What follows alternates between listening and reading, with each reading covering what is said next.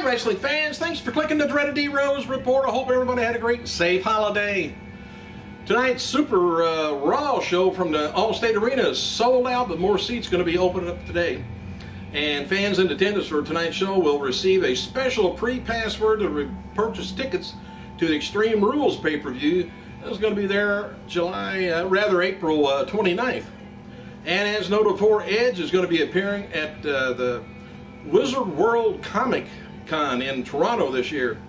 He's going to be promoting Breaking the Rules and his WWE studio movie with actor Jamie Kennedy, which I haven't seen in a movie for a while. The movie will be released April 2012 and promoted along with WrestleMania 28. So he may have a small part in WrestleMania 28. And say, oh, sorry about being on here so late too.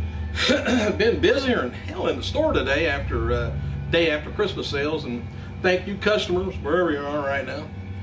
The St. Augustine reports that today the former WWE star Travis Tomko has 1 month left on his rehab and then has to do another 6 months of outpatient treatment. Tomko's rehab is being paid for by WWE. Tomko will be arraigned January 3rd, 2012 on his charges stemming from the October robbery of CVS Pharmacy. Unless the plea bargain gets reached before then, and otherwise, that's kind of a serious charge. The Florida-based roofing company, this is a strange deal too, is claiming that they did work for John Cena's mansion and was not paid by the superstar. According to a report on TMZ, which is in everybody's business, the roofing company claims that they are owed $15,214.92 from work performed on Cena's home. And I don't know if I would have ever bought a home that needed that much work done to it, but especially a mansion. In fact, that's small money for a mansion. The company's filed a lien of the $15,000, and if Cena does not pay the balance, the company could go after the house itself. Calls to Cena's reps were not returned, and maybe it's because they can't see him. The final cryptic video for January 2, 2012 will be airing tonight on Raw in Chicago, and the word is that tonight's video will make it clear who the vignettes are for. Triple H, by the way, he's scheduled to appear at tonight's Raw 2 and Super Show. Evan Barnes is going to be appearing at Best Buy in St. Louis, looks like January 28th. Edge is announced for, like I was telling you, that's April 14th at the Comic Con in Canada, Ontario. Jim Ross wrote on his Twitter in 2012 would be a big year in WWE for the JR TV character. And there's been talks about moving Punk over to SmackDown brand in 2012 to help provide star power for them. And tonight's WWE Raw Super Show is going to be taking place, like I was telling you, at the All-State Arena, Rosemont, Illinois, and going to see CM Punk return home with WWE Champion. No match has been announced for tonight's show, but Punk versus Alberto Del Rio and a steel cage was announced earlier, but until Del Rio he got hurt. He'd been pulled from a lot of the shows because he had a groin injury. Don't know who's going to be taking his place. We'll find out in a few hours. And there's strong concern within WWE headquarters that the network won't be ready. Well, how things have changed as far as quality and how smooth everything runs, and when launch time comes in just a few months. Some fear that the network could bomb within a year. And at the same time, the top officials with the company remain positive about the network's success. I tell you what the problem, to me, with part of this is a lot of people just can't afford the extra, cable price, especially us wrestling fans. A lot of us aren't rich. We're just barely making it. So, I don't know, most of the top officials in the company kind of remain positive about the network's success, which they're on payroll for it, so they got to be positive. The former WWE star Chavo Guerrero is expected to join TNA Wrestling in the near future after appearing at Ring King this past week. That's their India-based promotion. And according to the tapings, he tweeted Wednesday, in India right now, and had an incredible wrestling experience last night. Never had seen anything like this in 18 years of wrestling. Great crew in India, inside the ring and outside the ring, and really made me love wrestling again. By the way, one reason he loved wrestling is he and Harry Smith captured the promotion's tag team title championship.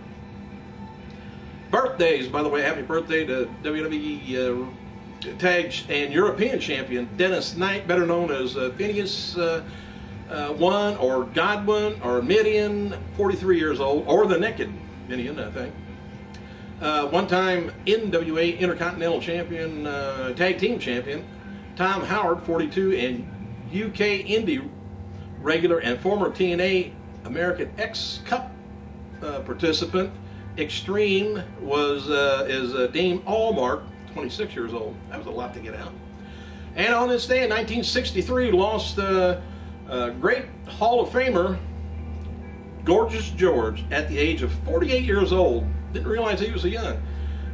Weighing in at just 215 pounds at the start of his career, George was not physically an imposing man, you know, by the standards looking at it today, but one of the first to understand the wrestling needs and personalities. In 1941, overly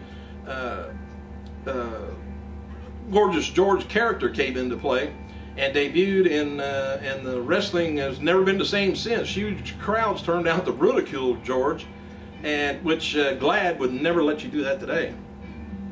George became an international celebrity, cited George by popular characters, and was able to command 50% of the gate on his performance. So whatever came in for that night, he got half of it. Anyway, he was forced to quit in 1962 after having been diagnosed with a serious liver condition caused by years of alcohol. He suffered a heart attack on Christmas Eve the following year, and he died to the effects 2 days later. George's legacy was far-stretching, and such names like Elton John, Bob Dylan, Muhammad Ali, James Brown all considered him inspiration, and his gimmick has been reused countless times in wrestling. Believed to say it's safe to say George was wrestling's first star. Over the holiday weekend, by the way, WWE NXT star Titus O'Neil gave out 800 gifts to underprivileged children near his hometown in Tampa, Florida, which you can say whatever you want to about certain people in the wrestling industry. Man, they do a lot for underprivileged, you know, outside the ring. A lot of times you don't hear about it. Chris Jericho continues to tease on Twitter over the weekend, saying that he would never be in a WWE ring again. And late Sunday, Jericho wrote, he said, "I'm sick of all the questions to this.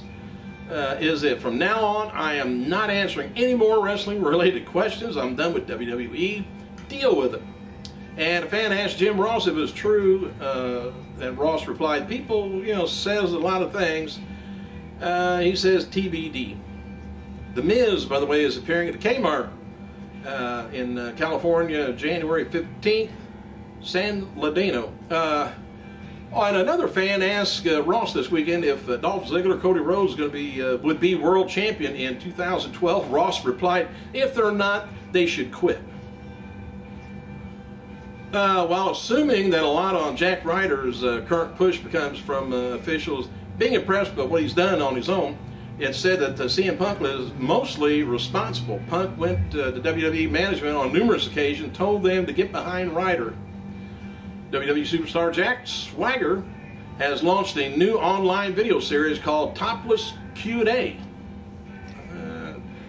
where Swagger answers questions from the fans while at home with his shirt off. Well, isn't that special?